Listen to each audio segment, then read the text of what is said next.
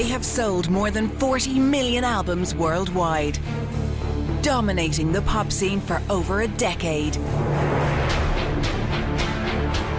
and are set to reclaim their crown of the world's biggest boy band with new material. But how did Westlife manage to get over the loss of an original member? Want to know the real story on that? I'll tell you the real story on that. You won't believe the real story. And why have they been able to stay at the top for so long? Tonight, we look at the rise to superstardom of four of Ireland's most famous sons. This is the Westlife Story.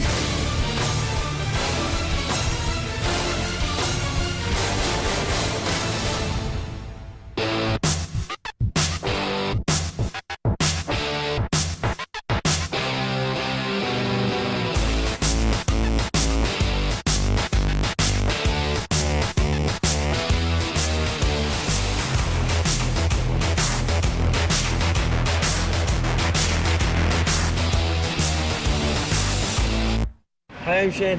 How's it going? I'm Mark. Hey, I'm Brian. Hi, I'm Keane. How's it going? I'm Nicky. And we are Westside. Before record-breaking singles, sold-out stadium concerts and multiple awards, the Westlife Story had the more humble beginnings of Sligo town, where three teenagers dreamed of pop stardom. They literally had ambitions of being fairly successful around Sligo and having a bit of fun, but beyond that they didn't have the first clue how they were ever going to make it turn into this major big superstar band. I was just thinking about Boyzone at the time. I didn't want Boyzone to break up, and I wanted to go on longer than it actually did, but all bands have a shelf life, and part of me knew it was coming to an end, and I had to find somebody else to manage. My mum was trying to get through to Louis Walsh on the phone. She was just ringing him and didn't get him for, I don't know, 3 or 4 months, but eventually he picked up the phone one evening. She said, my son's in a band, I think they're really good. She says, I'd love you to meet them. But she cornered me, and she told me about her son, and she said he was like Michael Jackson, and he was a great singer and dancer. And every mother raves about her son, so I didn't think he was going to be as good as he was. The group that Shane had formed alongside Keane, Mark and three other friends from Sligo were called IOU. They already had released one single, but were about to hit centre stage earlier than expected. Peter Aidan is a big promoter in Ireland. Peter Aidan had the Backstreet Boys on in the RDS, and he called me and said, I'm looking for a support act for the Backstreet Boys. Can you get me somebody? And I said, yes, RDS, IOU, you're on. And they thought it was Christmas. Where Boyzone had really scraped by on Stephen Gately and Ronan Keating singing lead vocals, Louis was determined that this band would have no flaws at all, that all 5 of them would be able to sing, they'd be able to dance, and they'd all look great. I went along that night and I thought, oh God, they're not great. I didn't see any star quality. There was 6 of them. There was 3 people that just shouldn't have been on the stage. And I was going to have to be the axe man. I didn't like the experience at all. I mean, I kind of didn't like confrontation then. I don't like it now. I didn't like any of that kind of stuff, awkwardness. I just liked when everything was happy and rosy.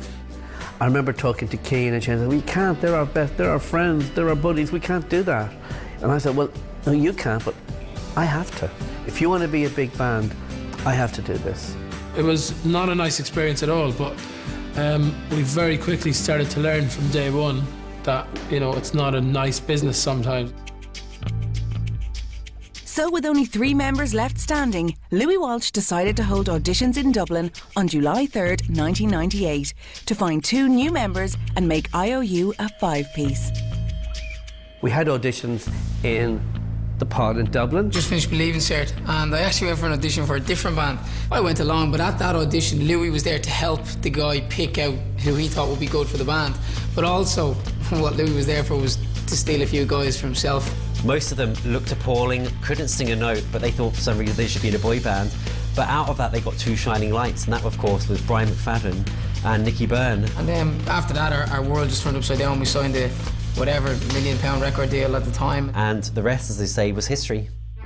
So after picking the 2 Dublin lads, the lineup was now complete. Shane Filan, Keane Egan, Mark Feely, Nicky Byrne and Brian McFadden.